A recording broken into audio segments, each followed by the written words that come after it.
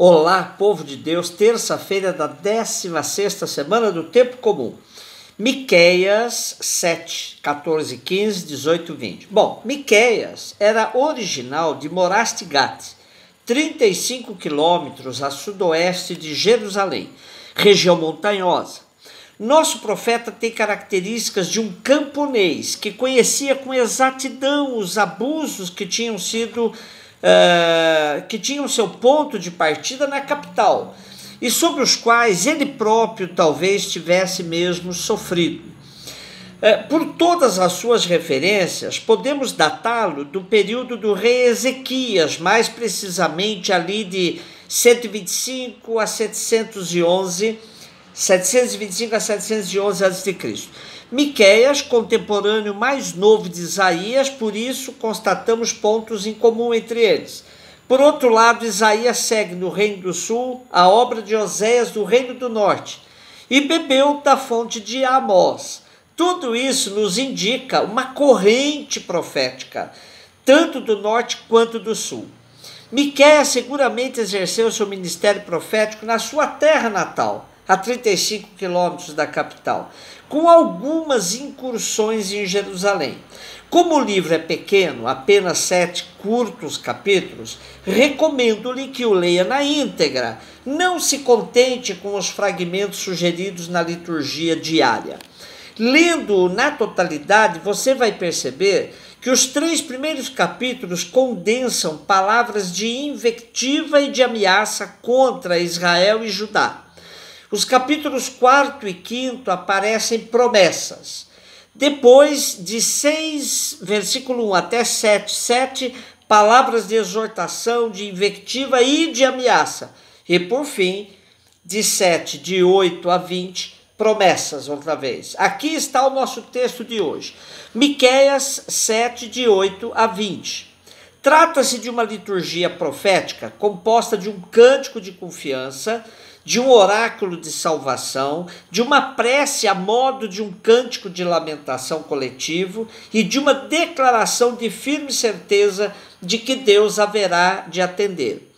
Os exegetas afirmam que somente o texto das invectivas contra Israel e Judá, portanto, os 3 primeiros capítulos são realmente autênticos de Miqueias, tudo mais acréscimos pós-exílicos. Próprio de Miqueias é a forte afirmação de que Javé perdeu a paciência e que declara: vós não sois absolutamente meu povo. No acréscimo de hoje, qual uma liturgia de esperança, há um clamor que Deus volte a agir como nos tempos de outrora, de Bazã e Galaade, tempos de prosperidade, e como nos tempos do Egito, tempo das maravilhas da libertação. Assim todos saberão que não há outro Deus senão o Deus de Israel, que perdoa seu povo e se mantém fiel às promessas feitas aos patriarcas, fazendo com que a misericórdia suplante a ira, o perdão jogue para o fundo do mar todos os nossos pecados, os pecados do povo. Mateus 12, de 46 a 50. Há 4 dias celebrávamos Nossa Senhora do Carmo e o texto era esse mesmo. Caso alguém não tenha recebido minha reflexão do dia 16 passado, me acione que eu lhe envio. Como eu dizia, trata-se de um texto que já provocou inúmeros debates sobre a família de Jesus. Temos também várias interpretações. De um lado, a tradição católica que sempre defendeu que o termo irmão, irmã, na época de Jesus servia para se referir à parentela toda, não somente aos irmãos de sangue. Por outro lado, há outras correntes, tem outras interpretações. Alguns dizem que Maria foi virgem até o nascimento de Jesus e depois teve outros filhos. Outros que sustentam que Maria era a segunda esposa de José e que este já tinha outros filhos. Outros se servem do conceito de família extensa, ou seja, aquele que considera o clã mais que o mero núcleo familiar.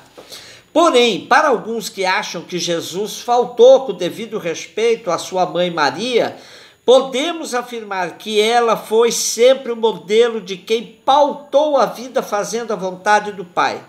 Assim sendo, quando Jesus afirma que seus irmãos, irmãs e mãe são todos os que fazem a vontade do Pai, ouve a palavra, põe em prática, na verdade isso é um verdadeiro elogio a Maria.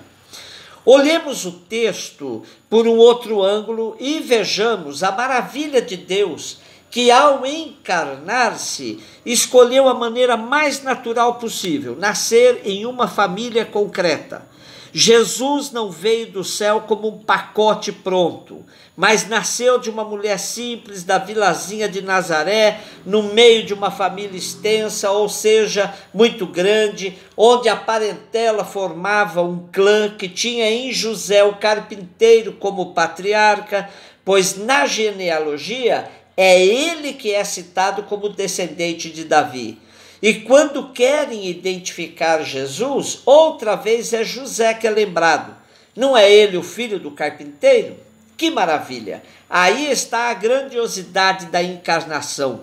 Deus se faz um de nós, ou na linguagem de Paulo apóstolo, vós conheceis a bondade de nosso Senhor Jesus Cristo. Sendo rico, se fez pobre por vós, a fim de vos enriquecer por sua pobreza. O texto de hoje se reveste de uma importância única em nossos tempos, em que tantos movimentos espiritualistas apresentam um Jesus das alturas desencarnado. Eu costumo dizer que há muitos seguidores desses movimentos que têm vocação para açougueiro e ufólogo, pois o que fazem é desossar Jesus, transformando-o em um OVNI, um objeto voador não identificado. Isso tem trazido inúmeros problemas à vivência da fé. Tanto que o problema nos esquemas da evangelização está muito mais na celebração do Natal que na Sexta-feira Santa. A morte é tão cruenta e existencialmente transmitida pelos evangelhos que não dá para espiritualizar tanto a cruz. Também fazem. Porém, o nascimento de Jesus, a ternura da criança, esconde muitas vezes a realidade de Deus que se faz carne e arma sua tenda entre os humanos numa família normal.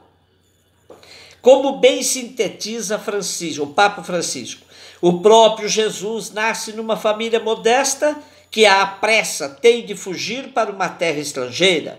Entra na casa de Pedro, onde sua sogra está doente. Deixa-se envolver no drama da morte na casa de Jairo ou no lar de Lázaro. Ouve o pranto desesperado da viúva de Naim pelo seu filho morto. Atende o grito do pai do epiléptico numa pequena povoação rural. Encontra-se com publicanos como Mateus ou Zaqueu nas suas próprias casas. E também com pecadoras como a mulher que invade a casa do fariseu.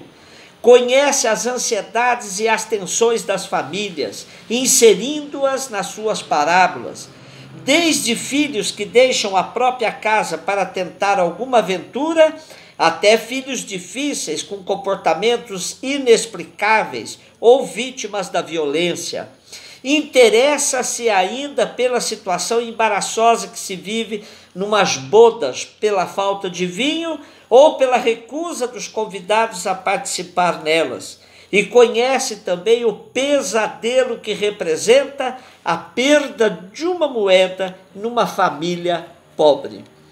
E por fim, trechos de um livro que eu amo, Arroz de Palma, de Francisco Azevedo. Família é prato difícil de preparar, são muitos ingredientes. Reunir todos é um problema, não é para qualquer um. Os truques, os segredos, o imprevisível, às vezes dá até vontade de desistir. Família é prato que emociona, e a gente chora mesmo, de alegria, de raiva, de tristeza. O pior é que ainda tem gente que acredita na receita da família perfeita. Bobagem, tudo ilusão. Família é afinidade, é a moda da casa. E cada casa gosta de preparar a família de seu jeito. Há famílias doces, outras meio amargas, outras apimentadíssimas. Há também as que não têm gosto de nada. Seria assim um tipo de família diet, que você suporta só para manter a linha. Seja como for, família é prato que deve ser servido sempre quente, quentíssimo. Uma família fria é insuportável, impossível de se engolir. Enfim, receita de família não se copia, se inventa. A gente vai aprendendo aos poucos, improvisando e transmitindo o que sabe no dia a dia. Muita coisa se perde na lembrança. Aproveite ao máximo. Família é prato que, quando se acaba, nunca mais se repete. Um beijo no seu coração.